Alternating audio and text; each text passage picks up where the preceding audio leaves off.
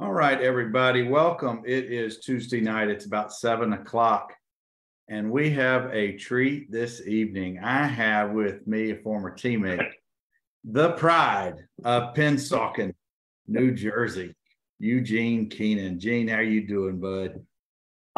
Doing great. Did I mute myself? You sure? Did I mute myself? No, I can hear you No. just. Okay, good. Yeah. No, doing great, Bernard. Thank you. Let me just say thank you for having me. One, two, what you do with this is awesome, and it's just a pleasure to be here. Well, thank you. I appreciate that. But what brings me the most pleasure is having former teammates, former scout teamers in the same huddle on the show, and just talking about life before and after Vanderbilt and during our times that we shared together. And Gene, you came in the fall of '89. How did you escape the Northeast? How come you didn't go play at Rutgers or one of the Northeast schools? What brought you south? That's a great point. And actually, the fall of '85, I started. What did I say? '89? I'm sorry. 89, yep. Fall graduated in '89, but yeah, fall of '85. I mean, great question. I mean, coming out of high school, I was recruited by a lot of D3 schools, and so really, I thought about just hanging up the cleats, and got a call from Vanderbilt, and I don't know how politically correct it is now, but they had a thing called Black Student Weekend, and it was a thing where they brought down probably about 20, 30 high school seniors from across the country into Vanderbilt. Obviously, that they were trying to increase their minority student population at Vanderbilt at the time. And so I came down from New Jersey here just on like an educational recruiting trip. And truly, that's what it was. They wined and dined us. It was very much like a recruiting trip. And when I got here, they found out I played football. And so they set up a meeting with me and Coach McIntyre. Had a great conversation with Coach, and it was interesting. He sent me at the time. I didn't know what was happening. He told me to go over to, we were in Pennsauken, down and Coach Bates. Weekend that you're there for the Black student recruitment? Exactly. Did you, from Bill, did you have tennis shoes? Exactly. So I go to Kelly first, and I think actually Dwayne Jones might have been there, and they give me these grades, and I get some tennis shoes, and off I go in there, and really I had no idea what was happening. And I guess it was a quote tryout, and went through this workout with Coach Bates, and thought I was going to die. Literally thought I was going to die, and finished. And somewhere along in there, I got a call or something that said, "Hey, if you want to come to Vanderbilt, we would love to have you as a walk-on." And so actually, I was going to go. I had made my decision, go to Penn State, just go to school, not to play football or anything, just to go on to Penn State. Those of us who were in New Jersey didn't like Rutgers. You didn't want to go to Rutgers, so you wanted to go somewhere else. And so I was going to go to Penn State, but then got this call and said, "Hey, you can walk on here at Vanderbilt," and got some really good academics money. And so I said, "Hey, why not?" So there I was at Vanderbilt University, and loved every minute of it. Man, that's so cool. I mean, that's just, you just were under the radar as far as athletics. Yeah. But wow, I never knew that story, Gene. That's pretty cool. Now, let's back up about life in Pennsauken in the '80s. Sure. Yeah. How big of a town? What sports did you play? Sure. What did you dream of back then, growing up? Pennsauken, I wouldn't say small town. Football was king, and you see a lot of that in the South, obviously, but it also is up in the North, and football was king in Pennsauken. I started playing football at 6 years old, and every little kid's dream was to start out in our youth program at 6, 7 years old, and one day play for Pennsauken High School. So I had that opportunity. Had an opportunity to win a state championship at Pennsauken. Play with a lot of guys that actually played with four guys that actually went on to play in the NFL from my high school team. So we had a very good team. We went undefeated my senior year. And like I said, recruiting wise, 5'8", 180 wasn't really going to do it in Division I football at the time. And so, went to a lot of D3 schools. But then I just kind of felt like football wasn't going to be in my my future. And so, at the time, I wasn't planning on playing. But, Pennsauken, I think it's your typical blue-collar town. Probably about 45,000 people in Pennsauken. Beautiful, one is, typical New Jersey town, about 10, 15 minutes from Center City, Philadelphia. So both of my parents worked in Pennsylvania. I have a brother who still lives there. Really all my family still lives in that area. And so, it was just a great place to grow up. I walked to elementary school. I walked to junior high school, and then took a bus to high school. So it was just everybody sort of knew everybody. Mm-hmm. But Gene, getting out of Pennsauken, getting out of the Northeast and coming to the deep South at that time, kind of a lazy city, a smaller, Nashville was not what Nashville is now, of course. Oh, definitely not. Did you get homesick? Did you have any hesitation about coming to Vanderbilt, or was there just really that allure once they recruited you to walk on? Did that just kind of flip the script and you were good to go as far as the black and gold? A little bit of that, I think. I think the opportunity, obviously, to try to play Division I football was there. But I think also, too, I tell people all the time a little story about coming down for that weekend. When I left Philadelphia, flew out of Philadelphia International Airport, and it was probably about 35 degrees. It was there was hail, I believe, and this was in April. Okay. And so landed in Nashville, Tennessee, our little old small Nashville airport back then. And when I landed, it was 75 degrees and sunny here. And I remember saying to myself, yep, this is where I want to come to school. And then, but then I found out the price to go to Vanderbilt. And I was like, nope, going back to Penn State again, But once again, during that weekend, had the opportunity to talk to Coach McIntyre and everything. And then also, too, Vanderbilt was great to me. One of the things that they told me in the very beginning, don't ever worry about the money. If you want to come here, we'll figure out the money part. And they did. I like I said, I can't say enough about Vanderbilt and how they've taken care of me. Well, Gene, we got one of your signing classmates on tonight. We got Slaw Dog. We got Steve Law. Steve. Same class of 85. Good to see you, man. We've also got Russell, Nicole, and we've got David, Kathy. Hey, fellas, I've got Gene Keenan. Gene came in the class of 85, was a walk-on, played a couple of years. And talk about that transition. You're what, 1,000 miles from home.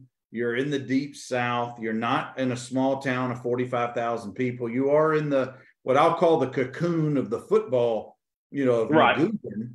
But I'm not so sure that the transition for a lot of us is a smooth one. Who did you room with? What were your initial impressions when you got to school? Sure. Was it what you had expected when you first got there? I think yes and no. As a walk-on was a little bit different. As you know, Menard, we spend probably 2 or 3 weeks there all by ourselves, before even school starts. And so I had the opportunity to room at Branscombe with everybody else, with all the football players during that time. And then once that period ended and school was getting ready to start, I had to move into, quote, a normal student dorm. And so in a lot of ways, I had the best of both worlds. I got, a lot of times you guys were sort of kind of cocooned, as you would say, with just the team. Whereas, I could actually spend some time with the rest of the student population. I had a great hall, lived with a lot of great guys. I had a single room all through college. So that was great. That's something that most people don't get to do in college. And I had a single room. I started out in Sam. And then, because of football, even as a walk-on, I got to move to Towers when we got, when we became upperclassmen. So I spent the rest of the next 3 years on the 6th floor at Towers, and really enjoyed that. Lived over there near Dwayne Jones and just had a great time. So that transition wasn't as hard. I think, just like with anybody, the transition football-wise was a little bit different. In the sense of, things are obviously much faster. Guys are much bigger, much stronger. And so you go from maybe being a guy who is, considered one of the top 5, 6 guys on your high school team to a situation where, I mean, you're not even a blimp on the radar in this college football team, and I had, obviously when I started, I had Goo Baby Woods, I had Everett Crawford, Chris Gaines, Will Wolford, and so guys like that, obviously Will went on and had a storied career in the NFL. So it was just, that part was different, just being around guys like that and realizing how great of football players they were. Gene, did you feel any extra pressure or extra stress being a walk-on, having to either prove yourself to the coaches or prove yourself to your fellow teammates that you belonged there? I think that was, once again, I think that was one of the great things about being at Vanderbilt. Being a walk-on is tough. I mean, a lot of times it's tough, but at the same time, I was never treated any differently by any of my teammates. I was well respected by every one of my teammates, and coaches. And so I don't think I felt any more pressure. I think what you do realize as a walk-on is sometimes, I mean, obviously there are walk-ons who do very well and make it and end up starting in a lot of programs. I think also too, as a walk-on, you realize that there are a lot of good players in Division I football. And so, you just learn that you have a role and you do the best that you can do in that role. And that's what I learned to do. And like I said, I had great relationships throughout the time I played.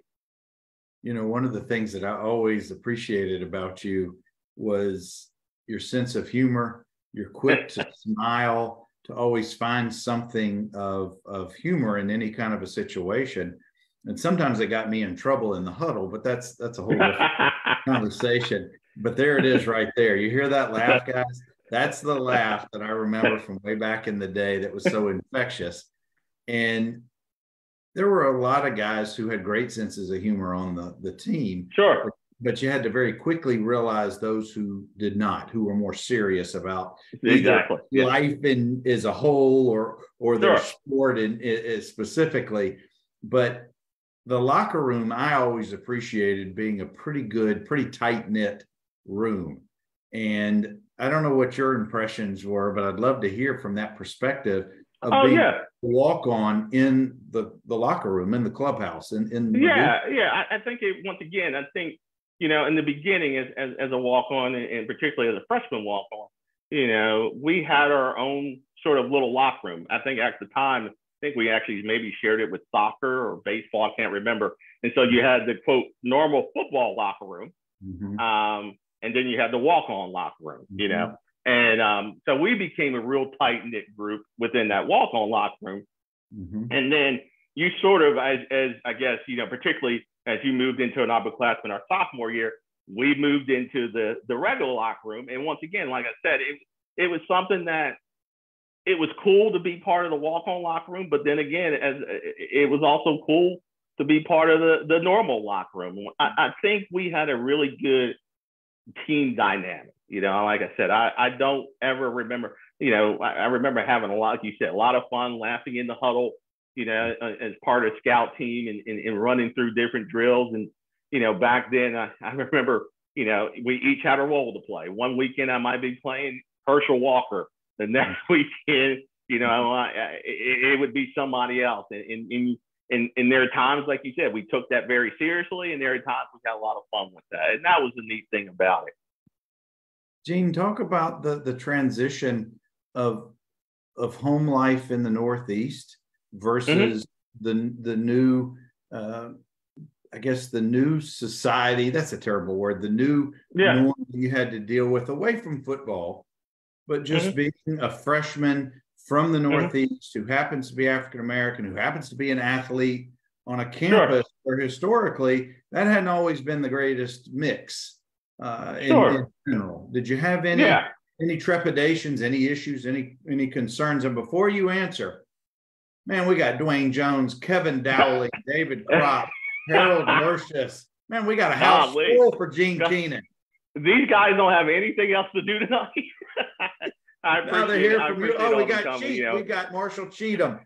And Dwayne says, Dwayne wants to know when y'all are going to team up again in spades. But before you get to that, let's go back to the question about that transition from a just everyday life transition. Sure. I mean, the 80s were different. I mean, it's called what it is. And I think, there was a lot of transitioning, if you want to say, going on during that time. And once again, I was at Vanderbilt for a reason. I mean, Vanderbilt at the time, like I said, was trying to increase the people of color population and student population. So it was a little different. I mean, you look at the makeup of the Vanderbilt football team today versus the makeup of what it looked like in 1985 when I started. I mean, you look at Jeff Mays, Renford Reese, myself. Who else did we have? I'm trying to think in my freshman class. Arnold Elliott. Mm-hmm. And I think there was 5 of them. So you think about that. You look at five black football players in a whole class, mm-hmm. Compared to what you would see now at Vanderbilt. So yeah, it was different. And then living in the dorm, I remember my freshman year. Yeah, we had a guy who said he was a part of the KKK on my floor. And so the South was going through some things. But at the same time, I would tell you, at least my experience, I can't speak for anybody else's experience, but once again, my experience. And I think partly because obviously I was part of the football team. And so I had a quote built-in brotherhood that I could really lean on. My experience was a very good one, and I can't say anything else about it. Well, that's good. At least from when I got there a year later, my perspective is that the walk-ons were treated as if they were scholarship athletes by exactly the other teammates. You were our teammate. Exactly. It didn't matter from that standpoint, whether you were a person of color or white or whatever. Exactly. Except for David Kropp. Except David was in a special. He was one guy who was just he kind of was the king of the walk-ons. Oh well, I got to tell you, Kropp says your transition, meaning yours, was easy. And here is why. You got to hang out with him. Yeah, that's what I see. I told you. I told you. King of the walk-ons, David Kropp. Dowling says hello. And tell Kevin I said I really enjoyed his segment last week. Yep. Yeah, it was great. We got OJ Fleming in the house. Hey, OJ. Oh, good. Well, new guy. Yeah, young guy. got a youngster in the house. Yeah, got a young guy. Gene, not to harp on the race issue, but let me throw something out to you that I recently learned. Did you have any idea, or was it ever even discussed? Because you mentioned the one fellow on your floor who said he was part of the Klan. Did you know that the Klan had marched on West End not 10 years prior to you coming to campus? Like about 6 No, not before? Once again, I think the idea was to try to get us to come to campus. Mm-hmm. So, I don't think, a lot of the quote, negativity wasn't shared with us. It was interesting. We spent some time, when I came to campus on that quote recruiting visit, we spent some time obviously on campus, but we also spent a lot of time at Tennessee State. So I think the idea was, hey guys, we have this school literally 3 miles away that if you need to hang out with people like you can go over there and find those people. So I don't think, like I said, once again, I don't remember any negativity really, talked about, even with the students that we were paired up with. Everybody was really positive about their experience. Now, obviously, I'm sure that was done on purpose, but at the same time, I think it was done very well. And I would tell you, of that group of 25, 30 of us that came for that weekend, I would say, let's say if there was 30 of us, I would say 20 of us ended up coming to school there. Wow, that's pretty cool. Yeah. That's pretty cool. So it worked well, I think, for our year. Yeah. Gene, what about the transition academically? I don't know about Pennsauken High School or your upbringing, but I'm just speaking for myself. I came from a town probably about the size, maybe a little bit bigger than Pennsauken, Dothan, and I went through the public school system. I thought I had a pretty good education and was prepared, but it was pretty quick that there was a big learning curve, literally and figuratively, for me to catch on how things worked at Vanderbilt. What about you from an academic standpoint? How'd that do for you? Exactly the same, Bernard. I mean, I would tell you I graduated, I wouldn't say near the top of my class, but we had about 400 kids in our senior class. I was probably in the top 25, top 50. So I felt I was prepared, and quickly learned I was nowhere near prepared. It was a struggle. If there was anything that was a struggle for me, it was academically, and some of that was maturity. I will tell you. Oh, yeah. I had never really, I somewhat of a sheltered kid, and so I had never really spent any time away from home until I came to college.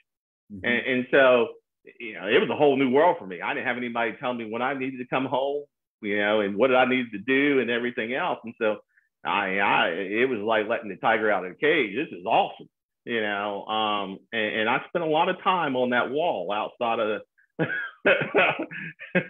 spent a lot of time on that wall, way too much time on that wall out there. And so it was a struggle. You got to explain what that means for those who weren't there back in the day. So what was it called? What was the name of our cafeteria back then? You're talking about the Surratt building, but Rand Hall? Yeah, the Surratt building. Yep.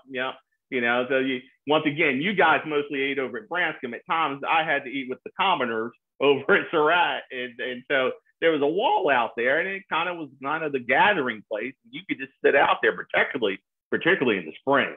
I mean, it was awesome out there, and and so I would spend probably hours sitting on that wall, just watching people, talking to people, and that wasn't good for the old grades. And I remember going home one summer after my freshman year, and my parents basically sitting me down and saying, "Look, you need to get this together." I mean, and once again, going back to Vanderbilt, if I had gone to Penn State, I probably would have failed out. I think you're looking at 40,000 students. I would have just been a number. I think at Vanderbilt, I remember spending some time, one-on-one time with our dean. And really kind of, I remember her saying to me, "Hey, look, whatever help you need, let us know what kind of help you need." So everybody was really invested in me succeeding. And so that really helped. And so, freshman year was tough. Sophomore year was tough, more so for the injury in my sophomore year than anything. But, junior and senior year, I kind of matured, got it together, and obviously, got out and really enjoy having that Vanderbilt degree. Well, and guys, I've got Eugene Keenan, now lives in Franklin, but he's from Pennsauken, New Jersey, running back walk-on in the mid-'80s.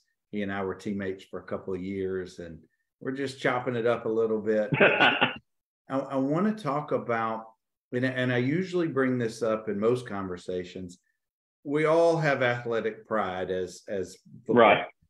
We all feel when we're going into battle, we're going to win every game. We're going to succeed. Sure. We're going to break our personal best, etc. But the one thing that we can't defeat is Father Time.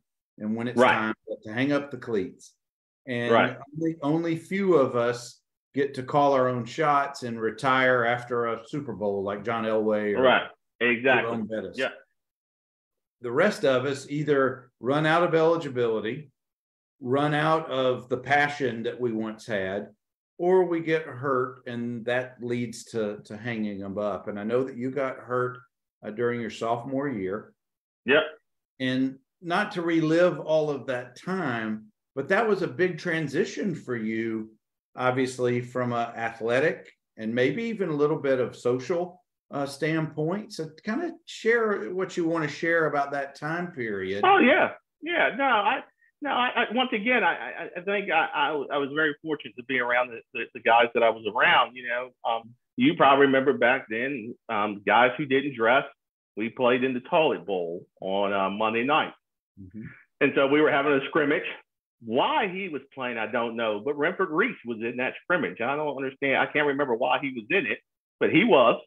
I remember carrying the ball around the right side, and he hit me right on my knee, and we had that old AstroTurf, and that was it. And so I blame Renford for my NFL career, just so everybody knows. He took away my NFL career. But, you know, so I had remember. a chance to settle your differences? Exactly. We need to do that. Yeah. But so, I got hurt and, tried to basically rehab it for a while, and went back out there. And I think I lasted maybe a half of a practice, got hit again, and it went out again. And so that's when John Norwig had the conversation with me and said, "Hey, we're going to probably need to do surgery." And so had the knee surgery. I remember one of the neat stories. I know we like to talk about stories. One of the neat, that was a neat story for me. And so once again, being about a walk-on, Mark Ratcher, our quarterback at the time, also was having, I want to say, knee surgery or some type of surgery. And that's back when you used to share rooms, hospital rooms. Yeah. And so Mark's in one side of the room, I'm in the other side, and I'm the walk-on. He's the starting QB. There are balloons, there are flowers, there's everything you could think of. And then on my side of the room, there's like a card. And so it was just funny to see the difference. But I ended up starting to rehab again. Best part of that, obviously, I got a chance, we can talk about this a little bit there, but I got a chance to meet my wife through the rehab process. And so 28 years later, here we are. And so, the whole transition thing, I knew it wasn't going to go any further. Football was fun to me. I enjoyed playing it. I knew that there was no opportunity after college to play football. And so I don't think the transition was as significant to me as it may have been to others. Yeah. Well, let's not overlook your most important comment that you said a minute ago. And who did you meet during your rehab? Tell us about that. Yeah, so every day during the rehab process, I had to go swim. And fortunately enough for me, and Dwayne will remember this also because Dwayne's brother was a lifeguard there too. But I met my wife. She was a lifeguard at Vanderbilt pool. And we kind of dated for a little bit, then kind of went our separate ways. And then fortunately for both of us, I guess, I hope she would say this, we, a couple of years later, we ended up back in Nashville together after she graduated and I kind of had gone out and worked. I worked for Sears for the first couple of years of my career and got kind of transferred around the country and then decided to move back here. We were able to get back together. And like I said, we've been married for 28 years. Oh, wow. Do you remember first seeing her at the pool? Oh, yeah. Yeah. There's some stories we probably don't need to tell, but yes, I do. All right, we'll leave it at that. But yeah, we'll table those. it certainly has led to an awesome story for you and for she and it has. Yeah, that's for sure. Well, Gene, it's you go through all of the prep work, physically, mentally, emotionally, being an athlete. Then right. You have basically a career-ending injury that results in this surgery, and now you've got a rehab. And I know the rehab back then is a lot more laborious and a lot longer than it is today, just because of modern science. But when you finished your rehab and were pronounced good to go, did it ever cross your mind to try to rejoin the football program, or were you ready to transition to whatever was next for you? That's a great question. A little bit of both. I think I remember, I guess it was Coach Christophel. I think having a meeting with Coach Christophel and in him saying to me, Gene, if you want to have the opportunity to play here, you need to be about 5'10" and weigh probably about 210. The play here. Mm-hmm. Well, for a guy at that time, I'm thinking, I wish I could be 210 now, but at the time I'm thinking, how am I going to get from 180 to 210? Mm-hmm. And, I'm like, I don't just know if that's possible. And then at the same time, John Norwig was our athletic trainer. And as everybody knows that probably is on here, John, obviously it turned out to be one of the best athletic trainers, in his profession. And being with the Steelers for so long. But I think John saw a need excuse me, John saw a need, I think at the time, early on, that there would be a need for athletic trainers of color. And so he approached me, and I think he saw something in me and said, hey, I have this opportunity to add student athletic trainers. I think this is something, that you should look at. You're probably not going to play football after all this. And so, why don't you come and try this? I have some scholarship money that I could give you. And you can see if this is something you maybe want to do for your career. And I enjoyed working. At the time we had John Norwig, we had Tom Bossing. No, not Tom wasn't there yet. Tim Breen and Paul Federici. Yeah. Yeah. And so, and you look at those three guys and the people that I had the opportunity to work. Obviously, Paul was with the Seattle Seahawks for a long time, and now it's with Iowa. Tim obviously was with Penn State for a long time.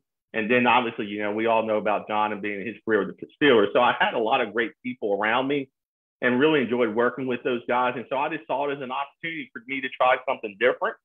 And it really turned out. I mean, I went from and wasn't treated once again. I think guys looked at me and still would ask me questions about football. Players would, come to me and say, hey, what did you see? We'd be in games, and I would have, players that, come to me and say, hey, what did you see there?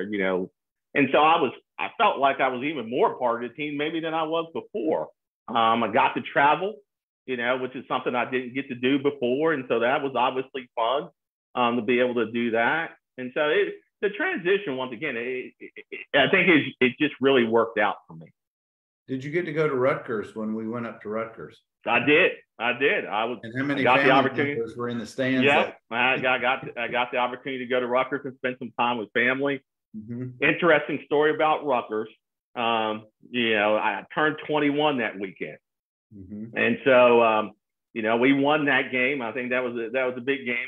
We beat Rutgers, and so I was all excited about we're getting on the plane coming home. I'm all excited about getting to go out and use my ID. I get back into the dorm in the towers.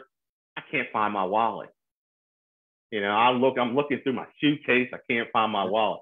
I was like, can you believe this? I'm 21 and I still can't go anywhere. And so I, after about a week of looking for it, I just give up and call my parents. They go through the process then of getting me a new ID and everything, but I don't get to get it till Christmas time. Well, so, I go all that time without, quote, being able to go out. Well, I actually get home. My mom's gone through the wash. I bring up his family and everything. Short. Tyler Chastain swears it's because the wind was blowing through the tunnel into the kill who's watching us from the furthest distance. He may be still in the Ukraine. I'm not really sure, but Wade Pretty says Wade, another great guy. Spent a lot of time with him. Wade obviously was a part of Kelly's staff, and so got to spend a lot of time with Wade and all those guys. Tyler, Dwayne.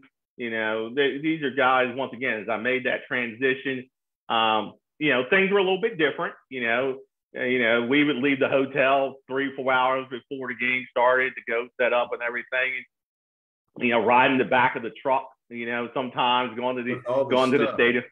Yeah, it was fun. I mean, we had a lot of good times, doing that. And so like I said, I got the best of both worlds. I got the opportunity to play a little bit. I actually got the opportunity to dress one time. LSU came to town and got the opportunity to dress for the LSU game. And so that was fun. My parents got to see me in my uniform practically, warming up and everything. So that was awesome. And then on the other side, I got to go to a lot of places that we all, people love to go to. I've been to Starkville. Nobody loves to go to Starkville. Let me back up. But like you said, I've been to Rutgers. I've been to Duke. I've been to Alabama. Been to Auburn. Been to Georgia. And so great environments. Been to Tennessee a couple of times. Been great football environments. West Point? West Point. Got an opportunity to go to West Point. That's exactly right. Yep. Well, Gene, when the playing days were all done and your eligibility was basically over, and it was time to graduate, at that point, did you have a life plan or were you just still trying to figure out where you were in the spring of 89? No, 90. 80, yeah, 89. 89 is right. Yeah, somewhat. I mean, I think somewhat. I don't know if you remember. So as I transitioned into the athletic training part of the piece, I also used to work with basketball, and that was the season that Eddie Fogler came on board. Mm-hmm. And so my goal at the time, I felt like, was I had just taken a job with Sears and as a credit trainee. And so, but at the same time, you know, there was a lot part of me that didn't want to leave school. I mean, this is great, you know. And so, and Coach Fogler had said to me that he would be more than willing to keep me on as a manager, pay for school and those type of things. But quite honestly, I thought about that, and I was like, man, I don't know if I can do grad school, you know. And so I decided that, yeah, it was time to move on. And you know, no regrets there, no regrets at all. I'd always kind of wanted to get into finance, you know, and so I don't know if Wiggs was disappointed in any way, but I always wanted to get into finance, and so had that opportunity to start that with Sears, and been in finance, you know, all my career. Well, once it was time to leave the campus and you started into your next phase in life, you know, you've been defined as an athlete, or you've been defined as part of a program. But sometimes when we graduate, because we've always been part of sports teams or some other organizations our whole life since childhood, all of a sudden you may find yourself, we're no longer part of a football team or this organization or that. We're now a graduate. And at 22 or 23 years of age, how in the world are you supposed to, you know, automatically figure all that stuff out? But I guess where I want to go with this is, did you feel any sense of loss? Or on the flip side, were you just, it was time to start anew and you were looking forward to the next phase in life? No, it was a sense of loss, definitely. I mean, when you look at it, you know, in you know, as you well know, as being part of an athletic program, a lot of things are provided for. Mm-hmm. You know, dinner time, you can go eat dinner. You know, breakfast, go eat breakfast. You know, we got to travel. I mean, you know, not whereas it can be a pain in the butt at sometimes, but at the same time, every weekend, you know, sometimes you're going away somewhere. I will tell you, it was weird the first time I got on a plane and I wasn't able to get on the plane at the tarmac. You know, I was like, wait, you know, people actually have to go through a real gate to get on a plane, and there's no police escort. What do you mean there's no police escort, you know? And so there are some things that, yeah, you kind of start realizing, yeah, this is real life. As much as I maybe was ready to do that, or I thought I was ready, it was definitely a transition. Did you lose any fandom of the sport after graduation? Or did you always... No. And I don't mean just Vanderbilt football, but I just mean in general. No, I love college football. No, you know, after a couple of years, I had the opportunity. When I came back to Nashville, started refereeing high school football, and loved doing that for 5 years. And you know, my other little side hobby now is that I get to work for the SEC in the instant replay booth. You know, and so I do that as part of the Vanderbilt part of that here. And so yeah, no, I didn't lose any fan. I love college football, and getting the opportunity to still be a part of it is great. Well, share a little bit about that. I didn't appreciate that part of it about the instant replay. How do you do that? How are you involved? So you know, I guess, you know, what they allow us to say is that you know, I started when replay started actually in the SEC. And there are 3 people in the replay booth at every SEC game. You have a replay official. We have a what we call a communicator, a person who sort of communicates with the crew on the field and constantly. And then myself, and my job is basically I have a computer screen in front of me that I literally watch the game on. And it has all the camera angles that we have available for that game. And I record data, and also too, if there's a situation that arises, I begin to look for camera angles that give us the best shot to determine, if and when we are going to stop a game, and then, hopefully, be able to provide the replay official with the proper angles to make the right call. This is my question with no basis to back this up. Sure. Is the hardest call to make is whether it's a catch or not? Is that I think it just, I would say, I think it just depends. I mean, I think obviously if we feel like we need to get involved in a situation, I think we always feel like it was a tough thing for possibly the officials on the field to see. And a lot of times we want to be able to confirm what they saw. And so catch, no catch is obviously one. I mean, I think, line to gain is sometimes another one that's important. And, all scoring plays are obviously very critical. Mm-hmm. And so I think they, if you ask Coach Clark Lee, they're all important, and so I think, we try to do our best to make sure, as I said, we get it right. I'm waiting for the day that there is a microchip in the ball and a microchip at the goal line. And as soon as the ball makes contact or goes over the goal line, whatever is required, that the chip automatically pings or whatever it does. And it takes out some of that argument. I don't know. I'm sure they're working on it. Yeah, well, similar to, if you watch tennis, similar to the technology that you see at tennis, that kind of sees. I think we're not too far from that. I mean, I think there's some things that they feel like they need to work out. Obviously, you don't want that chip going off if there's a fumble into the end zone or something like that. Right. And so I think those are some of the things that they're trying to work out.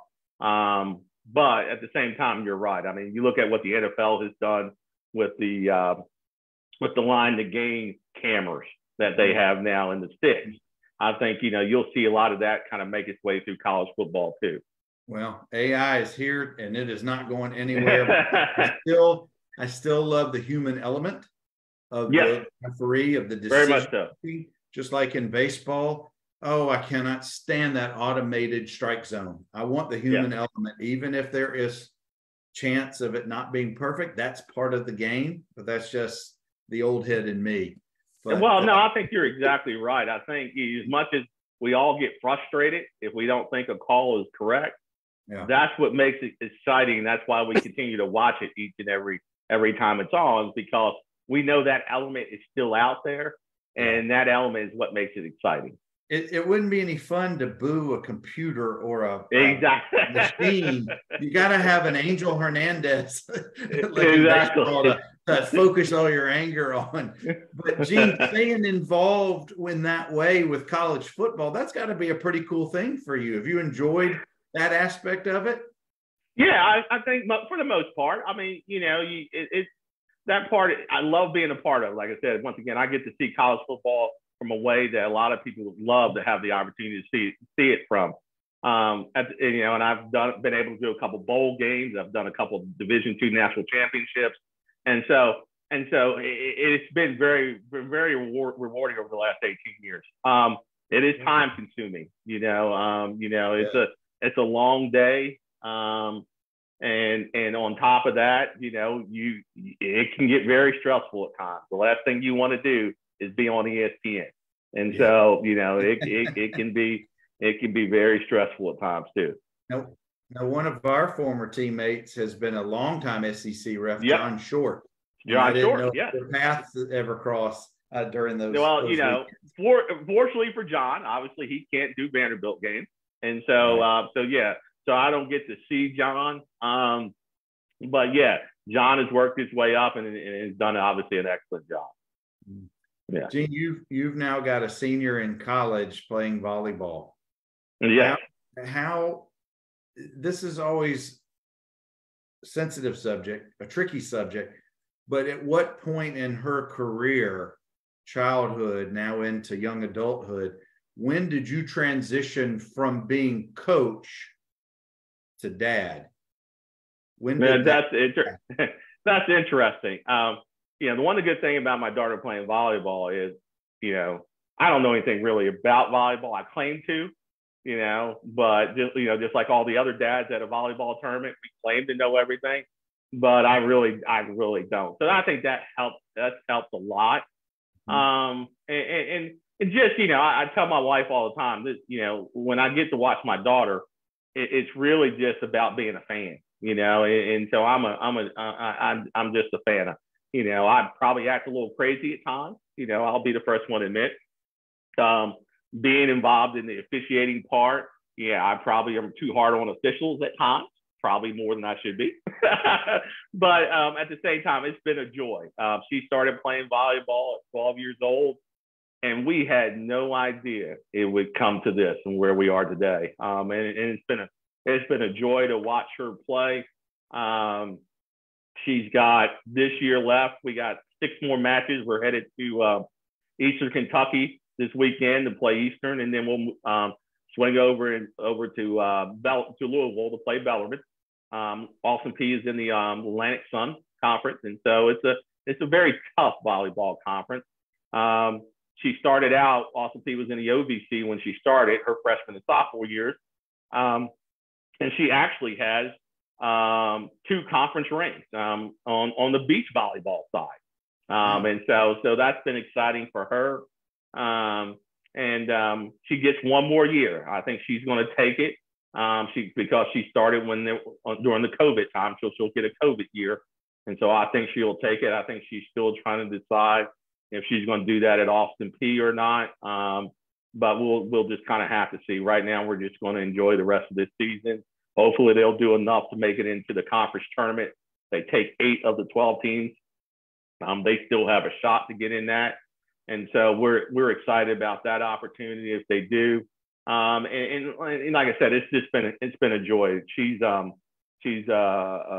see, she is a agricultural science major with a minor in biology and chemistry. So she gets all that from her mother. She doesn't get that from me. At least you said okay. I know you're proud of both of your children. You've got a son. And my son as well. My son is. I would tell you, my son is a lot like me. There's not a stranger that he meets. He's in the perfect role for him, and he was a joy. I think we all like that opportunity to watch our kids play sports, particularly when we did it at such a high level.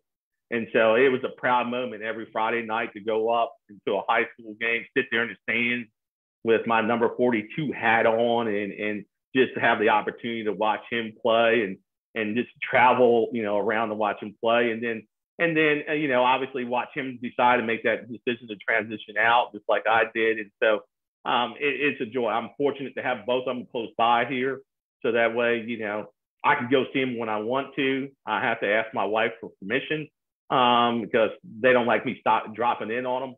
But it's just the fact that they're still close by, and yeah, we love them. Oh, Eugene, Keenan, man, this has been so much fun. Good. Thank you for allowing me to do it. It's been great. I mean, like I said, I really appreciate these guys that have joined. I mean, I guess, like I said, they didn't have anything better else to do, but it's just the family.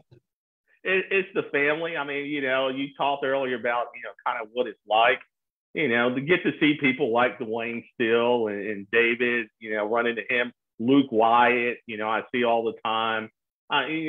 So you don't ever, these guys, you run into them, you see them somewhere. We got a couple of guys. Shane Adair has kids that plays at Lipscomb Academy here. That's on, Robleski has a kid that plays here at Lipscomb Academy. And so I've run into them sometimes because that's where my kids went to school. And, and just to see these guys still and really get to spend some time with them, it's just fun being part of it. Well, this many guys stop by, not by just happen chance. It's because of the type of friend that Gene was back in the day and still. Well, I appreciate that. A real tribute, and I'm proud to call him friend for all these years. And I have thoroughly enjoyed our conversation tonight, my friend. I appreciate it. Yeah, I loved it. Thank you for having me. And I look forward to seeing some of the other guys. Absolutely, and hope to see you in a couple of weeks for homecoming. We've got Auburn. Yes, I will be there. I will be there. Well, guys, I've got Commodores lined up for the next 2.5 months. So you guys keep coming back on Tuesday nights. And I appreciate the conversation tonight and every night. You guys be well always. Anchor down.